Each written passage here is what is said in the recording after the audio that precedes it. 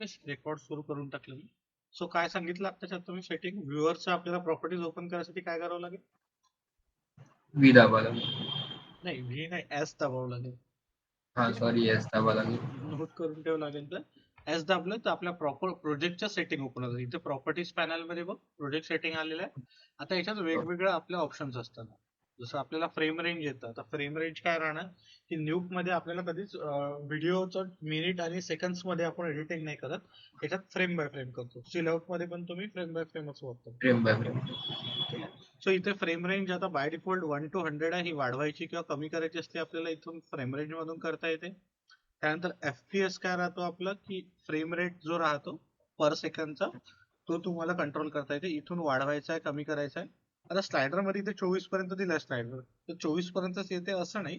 तुला वाढवायचं असलं याला इथे डायरेक्ट जाऊन तू व्हॅल्यू टाकू शकतो, तो FPS वाढवून जाणार.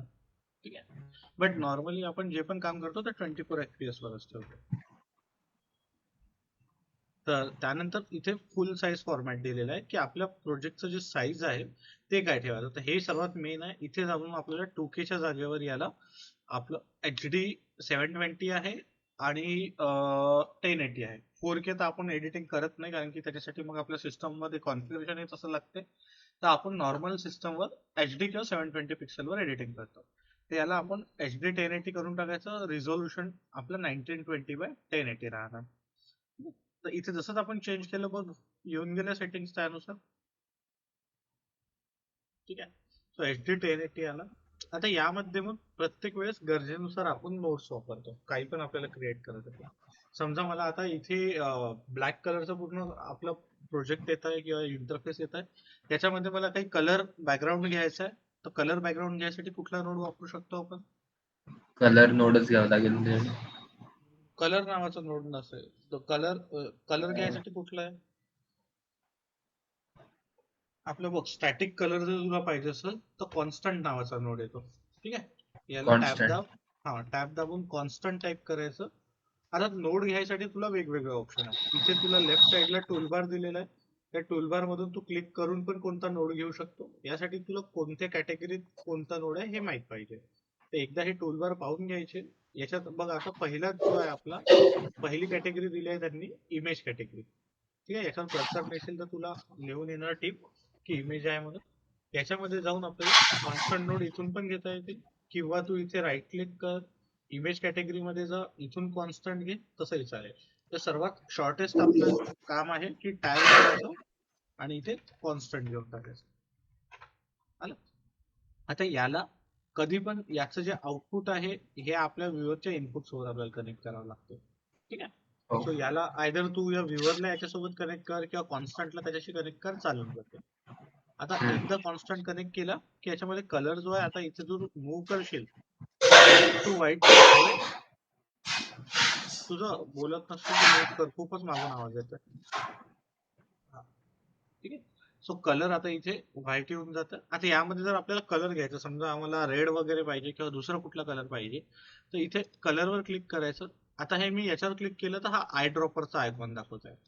ठीक आहे, तर याच्यावर काय होतं की आय ड्रॉपरने पण कलर पिक करता येते किंवा आपल्याला इथे कलर व्हील मिळतं.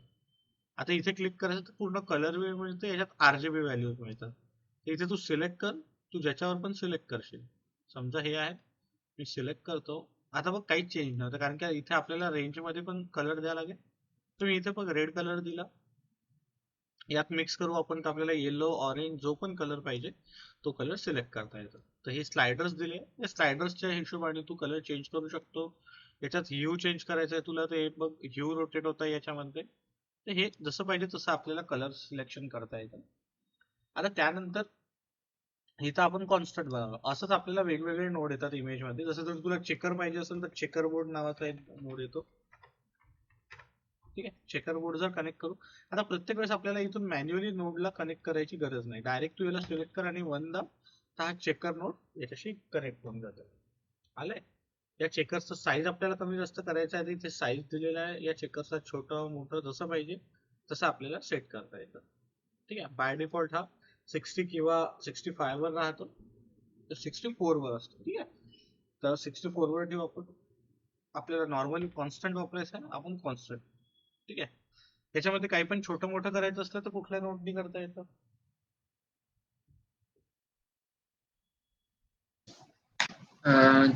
शिफ्ट. नाही, शिफ्ट वगैरे नाही कामाला नाही, नाही. Sorry sorry. तू एकदा काम काय कर की न्यूकचे जे आपले पहिले 3 रेकॉर्डिंग्स आहे ना, हा हा, ते त्या पूर्ण बघून पाहून घेत आहे. हा त्या पाहून घे, कारण की तुझं जुनं पार्ट पूर्ण विसरलाय तू, तर ते थोडं रिवाइज होऊन जाईल तुला.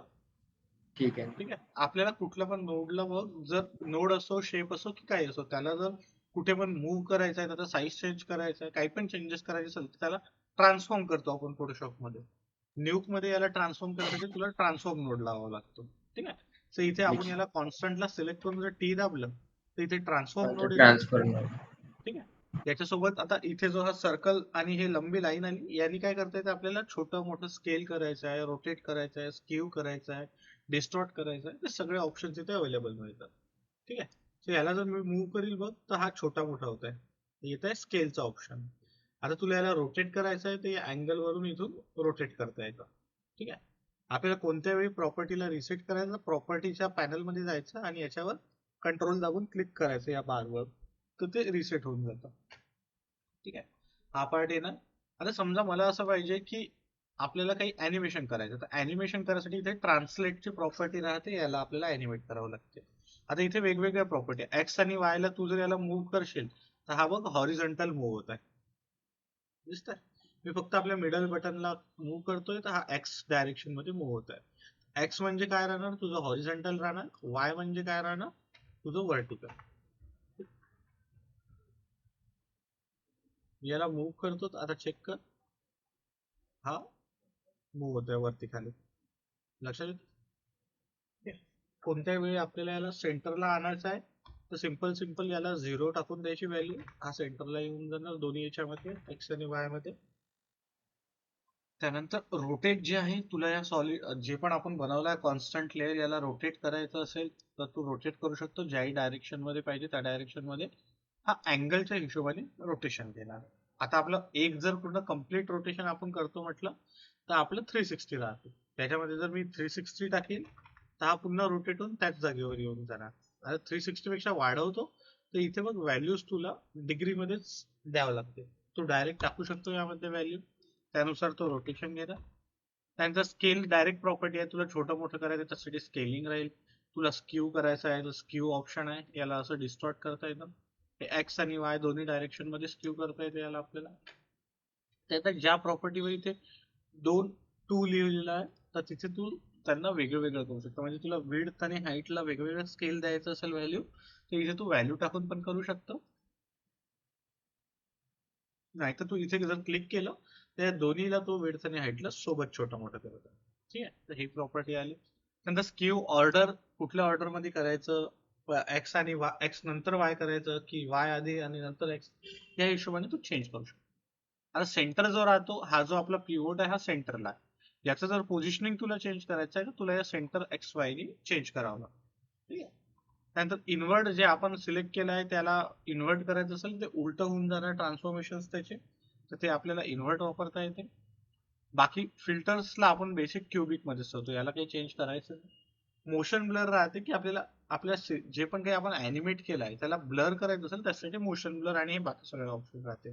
तर जेव्हा आपण अॅनिमेशन, आता ते लास्ट जे तू आपण बॉल बाउन्स चेक केलं होतं वर, ती वाली फाईल चेक कर. त्याच्यामध्ये आपण बॉल बाउन्सला मोशन ब्लर वगैरे पण टाकलेलं आहे, त्याच्यामध्ये ही प्रॉपर्टी समजून येणार. ठीक आहे. आता या कॉन्स्टंटला इन केस तुला अॅनिमेट करायचं आहे, समजा मला पाहिजे की हा कॉन्स्टंट असा इकडून आला आणि इकडून असा इकडे अॅनिमेट होत गेला, ट्रॅव्हल होत गेला आपल्या कॅनव्हास वरून. त्यासाठी काय करावं लागेल आपल्याला, हे जे एक्स आणि वायचं पोझिशन आहे त्याला अॅनिमेट करावं लागेल. तर एक्स आणि वायच्या पोझिशनला अॅनिमेट करण्यासाठी काय कर, या ट्रान्सलेटला इथे 0 वर किंवा फर्स्ट की फ्रेमवर मी राईट क्लिक करून सेट की देतो. ठीक आहे. याला सेट की करायचं तर हे सेट होऊन जाणार.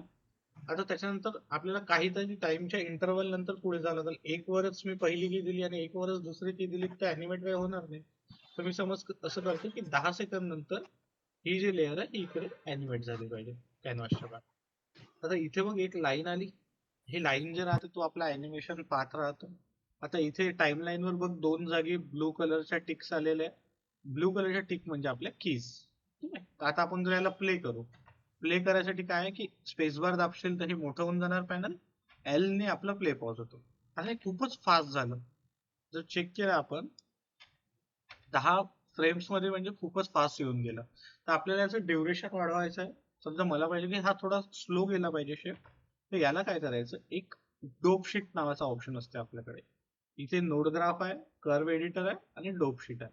तर डोप शीट मध्ये तू इथे कीज असतात आपल्या, जे पण आपण पोझिशन एक्स वाय जे पण प्रॉपर्टी अॅनिमेट केली, जसं आता आपण ट्रान्सफॉर्म नोडला अॅनिमेट केलं आणि ट्रान्सफॉर्म नोड मध्ये आपण ट्रान्सलेट प्रॉपर्टीला अॅनिमेट केलं. ठीक आहे. ट्रान्सफॉर्म नोड आहे, त्याच्यामध्ये ट्रान्सलेट प्रॉपर्टी आहे आणि ट्रान्सलेट प्रॉपर्टी मध्ये एक्स आणि वाय आहे. तर त्याच्या हिशोबाने इथे 4 की फ्रेम्स त्यांनी तयार केलेले आहे. याला आपल्याला जर वेळ वाढवायचा आहे, याचा हळूहळू गेलं पाहिजे असं पाहिजे, तर या कीजला सगळ्यांना सिलेक्ट करायचं आणि यांना मूव्ह करायचं. यांना मी 60 की फ्रेम वर ठेवतो. तर आता बघ त्याचे जे अॅनिमेशन आहे ते एकदम स्लो होऊन जाणार. याला मी इथून हे क्लीन करून टाकायचा प्रॉपर्टीज, तर ते आपलं सिलेक्शन चाललं जातं. हळूहळू जात आहे हे. हो सर. ठीक आहे. सो सेम हे म्हणजे झालं. फ्रेम रेट वाढवलं. फ्रेम रेट नाही वाढवलं मी, कीज मधलं नाही डिस्टन्स नाही, वाढवलं.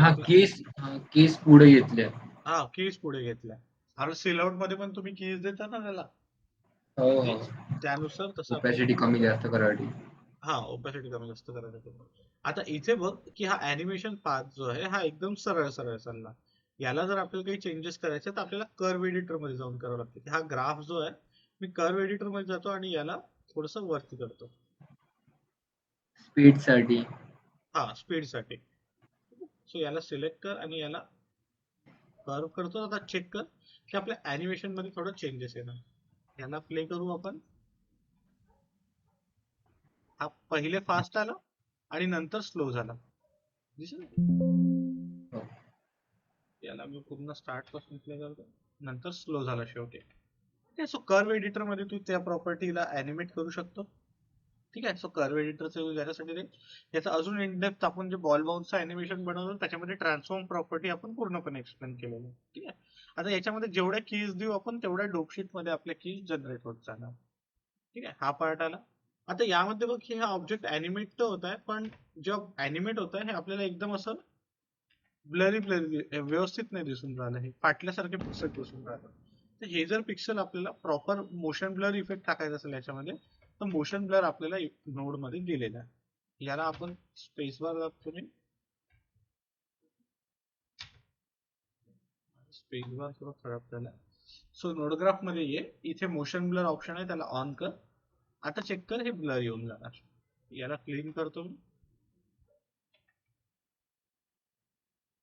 आणि पुन्हा पुन्हा पण आपल्या 60 की फ्रेम संपल्यानंतर आपल्याला पुन्हा पुन्हा सुरू करावं लागतं. तर याला लूप मध्ये टाकायचं असेल तर इथे राईट क्लिक करायचं टाइमलाईन वर आणि याला सिलेक्ट करायचं. तर मी 60 पासून एक पहिल्या फ्रेम पर्यंत सिलेक्ट केलं तर तेवढाच टाइम सिलेक्ट होणार आणि हे तेवढंच प्ले होणार पुन्हा पुन्हा.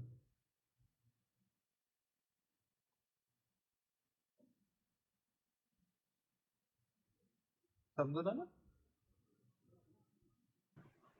हो सर. ठीक आहे.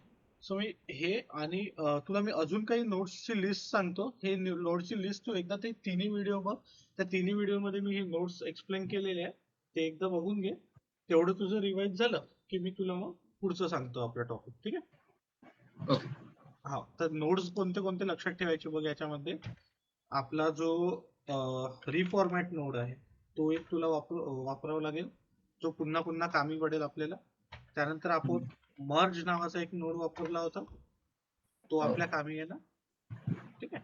त्यानंतर ब्लर नावाचा एक नोड वापरला होता आपण, तो आपल्या खूप कामी येतो. ठीक आहे. देन काय होतं आपलं अजून मर्ज वापरला आपण. रीड नोड जो आहे तो कधी पण आपल्याला काही इम्पोर्ट करायचं असतं त्यासाठी आपण रीड नोड वापरतो. ठीक आहे. सो याला जर मी डायरेक्ट एम्प्टी घेईल तर हा एरर दाखवतो, तर आपला रीड नोड आहे. काही पण आपल्याला याच्यातून रेंडर करायचं असेल तर आपल्याला आउटपुट नावाचा नोड लागतो. एक आउटपुट नोड असतो. आउटपुट वेगवेगळे आहे. आउटपुट जो आहे तो आउट नावाचा आपला नोड आहे, तो आपल्याला कामी येतो. त्यानंतर देन एक शफल नावाचा नोड आहे, शफल आहे. देन एक प्रिमल्ट असतो. शफल कशासाठी असतं सर? चॅनल्ससाठी आपल्या ट्रान्सफरन्सी वगैरे जे असते ना, ते आपल्याला कधी पण रिमूव्ह करायचं आहे, ऍड करायचं आहे, कुठल्या चॅनल चेंज करायचं आहे.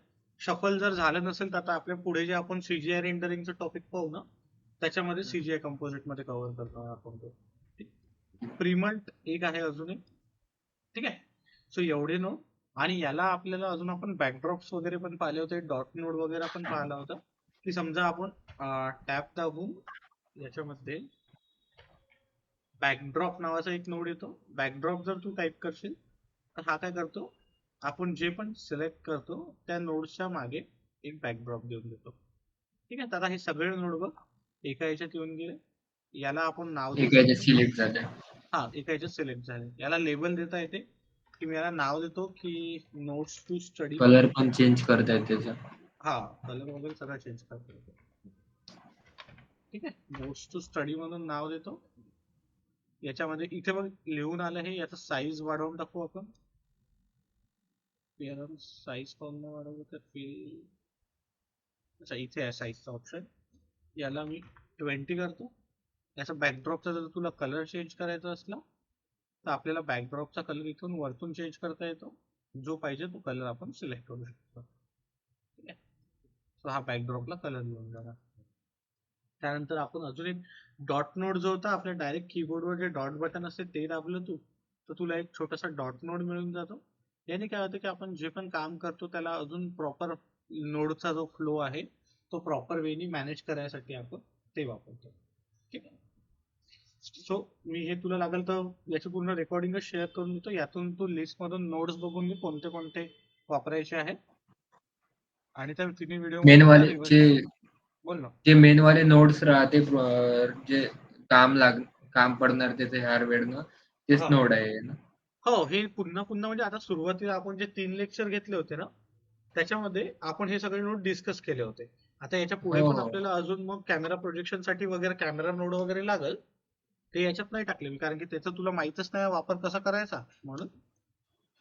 ते पुढच्या टॉपिक मध्ये शिकवले हा, जाणार. ते याच्या पुढच्या टॉपिक मध्ये आहे. पण एवढे नोड ठीक तू आहे. एकदा रिवाइज करून घे कारण की हे आता मी पुढच्या लेक्चर पासून डायरेक्ट वापरणं चालू करतो. ठीक आहे. ठीक आहे. ठीक आहे, चालेल.